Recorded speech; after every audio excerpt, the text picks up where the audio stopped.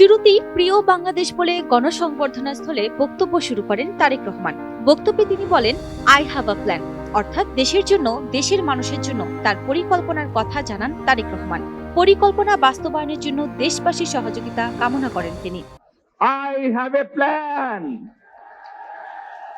for the people of my country, for my country.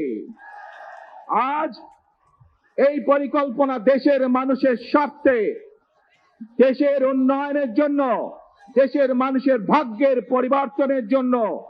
যদি সেই plan, সেই কার্যক্রম, সেই পরিকল্পনাকে বাস্তবায়ন করতে হয়, প্রিয় ভাই বোনেরা, এই জনসমুদ্রে যত মানুষ উপস্থিত আছেন, এই সারা বাংলাদেশে গণতন্ত্রের শক্তি যত মানুষ উপস্থিত আছেন, প্রত্যেকটি মানুষের সহযোগিতা আমার লাগবে।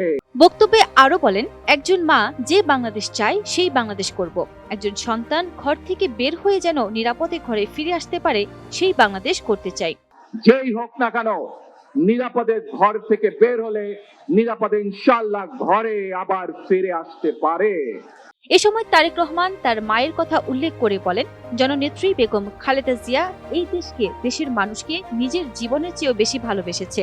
এ সময় তিনি খালেদা জিয়ার সুস্থতা কামনায় দেশবাসীর কাছে দোয়া চেয়েছেন এবং আবেগ আপ্লুত হয়ে বলেছেন, আমার মন পড়ে আছে মায়ের বেডের পাশে ওই হাসপাতালের ঘরে। সন্তান হিসাবে আপনাদের কাছে আমি চাইবো, আজ আল্লাহর দরবারে আপনারা দোয়া করবেন যাতে আল্লাহ ওনাকে তৌফিক দেন, উনি যাতে সুস্থ হতে পারেন।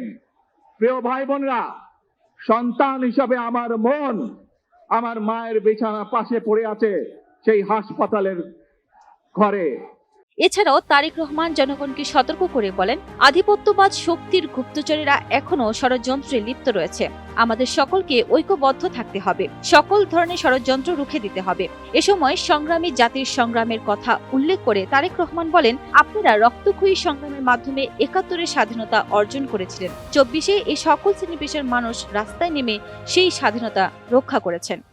৭১ সালে এই দেশের মানুষ যেমন স্বাধীনতা অর্জন করেছিল, ২০২৪ সালে এদেশের ছাত্র জনতা সহ সর্বস্তরের মানুষ, কৃষক, শ্রমিক, গৃহবধূ, নারী, পুরুষ, মাদ্রাসার ছাত্র সহ দল মত নির্বিশেষে, শ্রেণী পেশা নির্বিশেষে সকল মানুষ সেদিন ২০২৪ সালের ৫ই আগস্ট এই দেশের স্বাধীনতা এবং সার্বভৌমত্বকে রক্ষা করেছিল। এর আগে লাল সবুজ রঙের একটি বাসে শাহজালাল আন্তর্জাতিক বিমানবন্দর থেকে গণসংবর্ধনা স্থলে পৌঁছান তারেক রহমান। বেলা ৩টা ৫০ দিকে মঞ্চে ওঠেন। বেলা ৩টা ৫৭ বক্তব্য শুরু করেন তারেক রহমান।